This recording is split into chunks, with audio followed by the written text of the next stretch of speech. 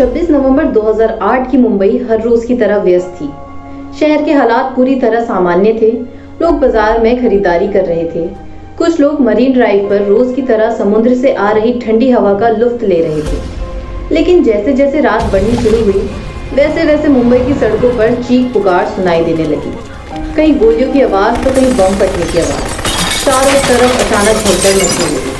उस रोज पाकिस्तान से आए लश्कर-ए-तैयबा के 10 आतंकवादियों ने मुंबई को बम धमाके और गोलीबारी से दहला दिया था। इस आतंकी हमले को आज 14 साल हो गए हैं, लेकिन ये भारतीय इतिहास का वो काला दिन है जिसे कोई चाहकर भी नहीं भुला सकता। आतंकियों के हमले में 160 से ज्यादा लोग मारे गए थे और 300 से ज्यादा घायल हुए थे। क्या है पूरा प्रकरण? कौन है लश्कर-ए-तैयबा जिसने ये हमला करवाया था? क्या उस हमले के बाद भारतीय सुरक्षा एजेंसियों में बदलाव हुए?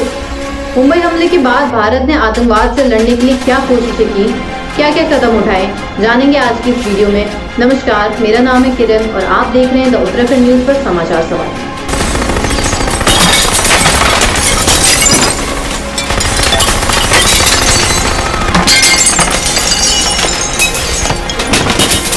As dawn breaks Friday, people in Mumbai, India realize their nightmare is not over. As Army commandos scour 2 luxury hotels looking for remaining survivors and militants, a tense situation has developed at a Jewish center. Several explosions have been heard where militants are believed to be hiding, possibly holding hostages.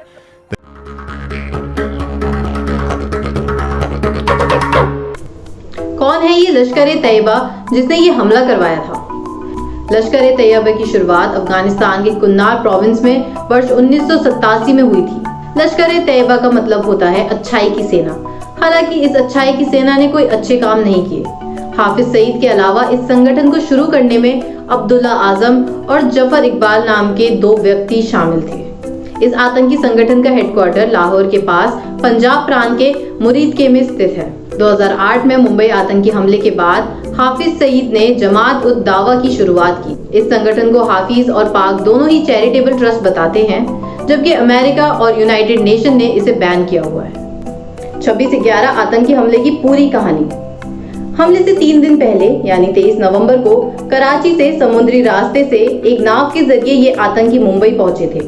जिस नाव से आतंकी आए थे वो भी भारतीय थी और आतंकियों ने उस पर सवार 4 भारतीयों को मौत के घाट उतार दिया।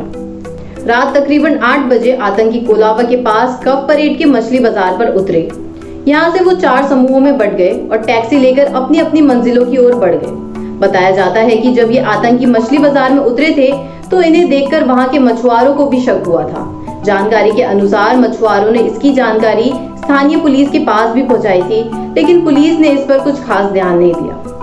पुलिस को रात के 9:30 बजे छत्रपति शिवाजी रेलवे टर्मिनल पर गोलीबारी की खबर मिली।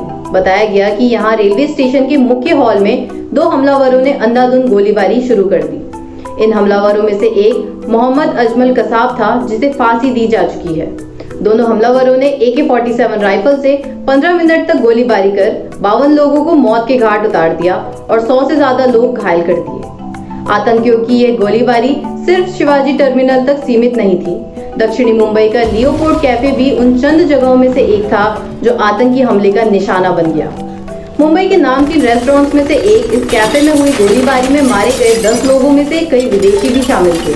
साल 1871 से मेहमानों की खातिरदारी कर रहे इस कैफे की दीवारों में गोलियां हमले के निशान को छोड़ दी। 4 में से 2 आतंकी अब्दुल रहमान बड़ा और अबू अली पास की एक पुलिस चौकी के सामने एक क्रूड RDX बम लगाकर टावर सेक्शन के मेन गेट पर पहुंचे थे। AK-47, गोला बारूद और हथगोले से लेस आतंकी लांबी क्षेत्र में घुसे और रास्ते में जो दिखा उस पर गोली चलाते गए। अन्य 2 आतंकी शोएब और उमेर पैलेस के दरवाजे से घुसे और पूल साइड एरिया के मेहमानों पर अंधाधुंध गोलियां चलाई। आतंकियों ने पूल के किनारे सबसे पहले 4 विदेशी नागरिक, एक सुरक्षा कर्मी रविंद्र कुमार और उसके लैब्राडोर कुत्ते को मार डाला। इस आतंकी वारदात में विदेशी नागरिकों समेत 166 लोगों की जान गई थी और 300 से ज्यादा लोग घायल हुए थे।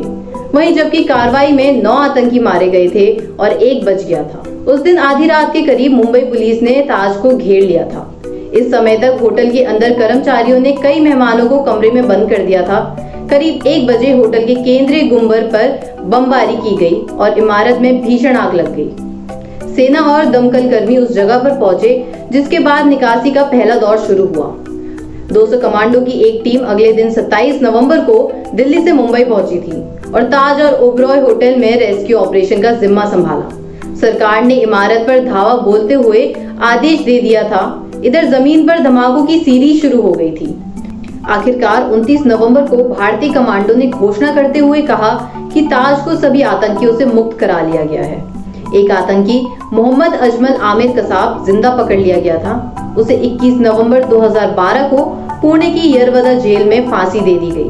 भारतीय इतिहास के सबसे भयानक आतंकी हमले में से एक इस हमले की कहानी यहीं पर खत्म नहीं होती। 26/11 के 3 बड़े मोर्चों में मुंबई का ताज होटल, ओबरॉय ट्राइडेंट होटल और नरीमन हाउस शामिल थे। जब हमला हुआ तब ताज में 450 और ओबरॉय में 380 मेहमान मौजूद थे। खास तौर से ताज होटल की इमारत से निकला धुआं तो बाद में मुंबई पर इस हमले की पहचान बन गया था। मुंबई हमले के बाद भारत सरकार ने आतंकवाद विरोधी सुरक्षा ढांचे को मजबूत करने के लिए कई साहसिक कदम उठाए। उस आतंकी हमले के 4 दिनों के दौरान जो सुरक्षा खामियां सामने आई थी, उन पर काम हुआ। 26/11 की उस आतंकी वारदात के कुछ दिन बाद तत्कालीन मनमोहन सरकार में कांग्रेस नेता पी चिदम्बरम केंद्रीय गृह मंत्री बनाए गए। तब उन्होंने आंतरिक सुरक्षा तंत्र के कायापलट के लिए एक महत्वाकांक्षी कार्यक्रम शुरू किया था। इसके बाद सरकार ने भारत के तटीय और समुद्री सुरक्षा प्रबंधन में अहम बदलाव किए। मार्च 2009 में भारत की विशाल तटरेखा पर बेहतर चौकसी के लिए सागर प्रहारी बल की स्थापना की गई और फास्ट इंटरसेप्टर क्राफ्ट्स नावों को उतारा गया।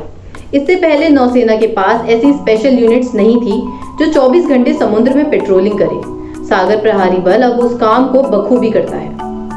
NIA कानून पारित हुआ।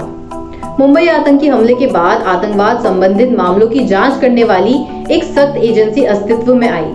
सरकार ने राष्ट्रीय अन्वेषण अभिकरण अधिनियम 2008 पारित कर जांच एजेंसी बनाई, जिसे NIA के रूप में हम जानते हैं।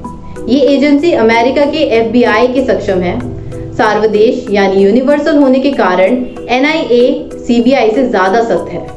NIA के पास देश की सुरक्षा, संप्रभुता और अखंडता को खतरा पहुंचाने वाली आतंकी गतिविधियों की जांच और मुकदमा चलाने का अधिकार है। ये किसी राज्य सरकार की इजाजत के बिना वहां प्रवेश कर सकती है और जांच कर सकती है और गिरफ्तारी भी कर सकती है। आज की इस वीडियो में इतना ही। अगर आपको वीडियो पसंद आई तो चैनल को सब्सक्राइब कीजिए और वीडियो को शेयर कीजिए।